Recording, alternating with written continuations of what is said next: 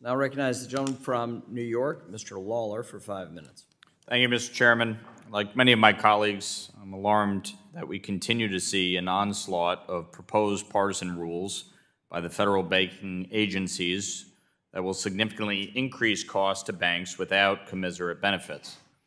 Partisan rules that fail to be accompanied by substantive cost-benefit analysis, that lack an understanding of the cumulative effects they would cause, and whose adverse effects will be borne by American families and businesses of all sizes, including by increased costs and reduced availability of credit. Meanwhile, the information that has come out about the pervasive harassment, misogyny, and toxic workplace culture at the FDIC under your leadership, Chairman Gruenberg, is appalling. In the last year, the findings of the committee's investigation, clearly Gottlieb's independent review, and Wall Street Journal reporting have demonstrated the astonishing failures of your time in charge. You have no business continuing to lead this agency, preventing the necessary changes from beginning at this agency, and for your employees to continue to be a distraction. Yet here you are, astonishingly carrying on and making every effort to haphazardly jam forward partisan rules at the 11th hour in the waning days of this administration. And given that the FDIC put out a request for information, or RFI, on deposits at the same time as it has made a proposed rule on brokered deposits, it's clear that the FDIC will not have time to digest the public's input from the RFI before trying to move ahead with a brokered deposit rule. Chairman Gruenberg, are you not opening the FDIC up on multiple fronts to the Administrative Procedure Act challenge? Congressman, we've been quite deliberate in putting forward both of the proposals you mentioned. The request for information on deposits is really a follow-on from last year's regional bank failures, where uninsured deposits were really the core risk precipitating those failures. Enhanced understanding of bank exposure to uninsured deposits is really the object of that request for information. The broker deposit proposal, and I would emphasize it's a proposal still out for comment, is really designed to provide simply greater transparency on bank reliance on broker deposits, which studies the FDIC has undertaken previously indicate can cause liquidity and risk factors for institutions. So they're two separate efforts. We think they both have value.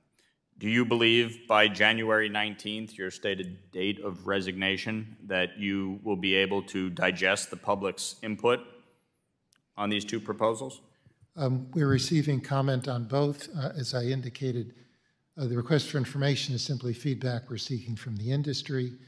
And on the broker deposit rule, we don't anticipate. Yes, but that feedback is relevant. So do you think you'll actually be able to digest it before your resignation on January 19th?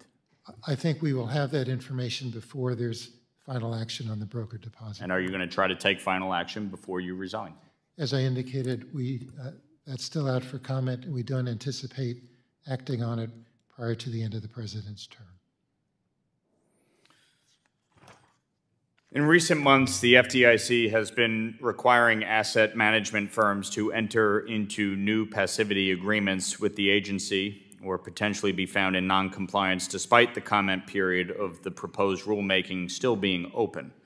Please explain exactly how you are coordinating both the NPR and staff letters with your colleagues sitting next to you. Well,